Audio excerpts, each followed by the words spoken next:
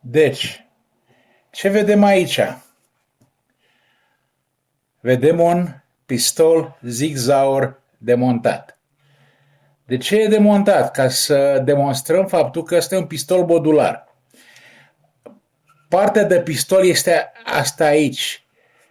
Asta este de plastic și se poate cumpăra separat. Chestia asta de aici, care este mecanismul pistolului, este singura chestie înseriată și se poate scoate de aici și se poate pune în alt mâner, de altă formă și așa mai departe. Asta este un pistol Sig Sauer P320 TACOPS. De ce se cheamă TACOPS? Că este de la Technical Operations. Acum am să-l asamblez. Am să-l asamblez ca să-l vedem în totalitate și acum este asamblat. Ce este special la acest pistol? Are țeava cu filet. Deci este unul dintre puținele pistoale care țeava este filetată, poate să-i se pună surdină amortizor. Ce mai are deosebit? Asta este bună.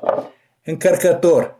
Încărcător de 21 de cartușe. Pistolul arată destul de bine per total cu încărcător. Arată un pic mai lung pentru că încărcătorul depășește. Deci 21 de cartușe. Ce mai are deosebit? Deosebit are cătarea și înălțătorul sunt mai înalte decât normal și sunt făcute pentru noapte, sunt fosforescente. De ce sunt mai înalte? În caz că se pune un amortizor, atunci să se poată totuși ținti, că amortizorul ar astupa ținta. Ce mai e de zis? Nimic nu este neapărat de zis, este un pistol considerat fiabil, începând de anul acesta va fi arma standard a armatei americane. Un pic de istorie, din totdeauna armatei americane era Coltul 1911 calibru 45. Din 85 până anul ăsta arma a fost o Beretta. Americanii au zis, domne, Beretta este un pistol bun, îl facem în America, o să fie arma standard a ostașului american. Începând de anul ăsta au zis, nu domne, hai să facem o armă modulară și acesta este un Sig Sauer. Se fabrică în Statele Unite, în statul New Hampshire. Foarte, foarte interesant, am căpătat o cutie cu pistolul în ea și au fost foarte drăguți cei de la Sig Sauer și împreună cu pistolul mi-au dat și 4 încărcătoare, fiecare cu câte 21 de cartușe. Deci, dacă eu pun cartușe în toate încărcătoarele, am 84 de cartușe. Arma asta nu se poate vinde în California și în alte state pentru că sunt considerate încărcătoare cu prea multe cartușe și sunt interzise. Cum am cumpărat arma? M-am dus la magazin și am zis, domne, vreau să cumpăr. Păi n-avem. Păi comandați una. Păi nu putem să comandăm. M-am dus pe la vreo 3-4 magazine, n-am prea avut succes.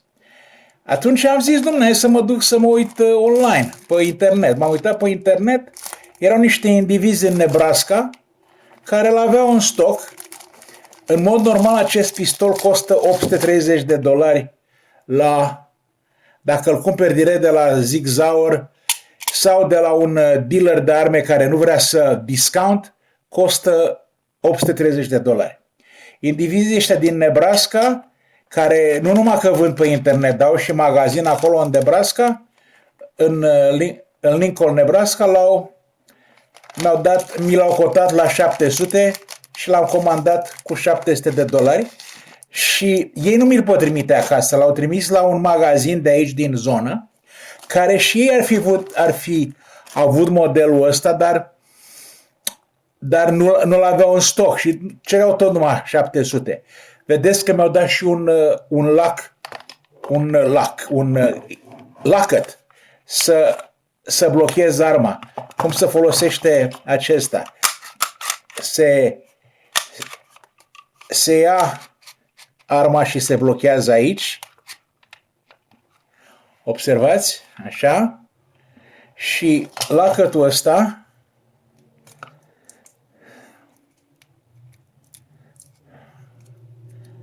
cum se descuie, domne? Lacătul se descuie și se pune pe aici pe sus și arma este încuiată așa cum o vedeți. Da. Bineînțeles că eu o să țin arma asta într-un safe și n-am să mă bazez doar pe lăcățelul ăsta care poate oricine să vină să-l taie, nu este mare șmecherie. Dar am un safe care este un safe adevărat, care rezistă și la incendiu, unde o să stea această armă. N-am fost la poligon încă, deci nu s-a tras niciun cartuș cu arma asta, niciun glonț și o să vedem când o să am timp. Nu vreau să țin muniție acasă, că muniție și armă împreună nu e o chestie bună. Deci dacă mă duc la poligon, cumpăr muniție 50 de cartuși, 100 de cartușe, le trag și pe urmă plec acasă.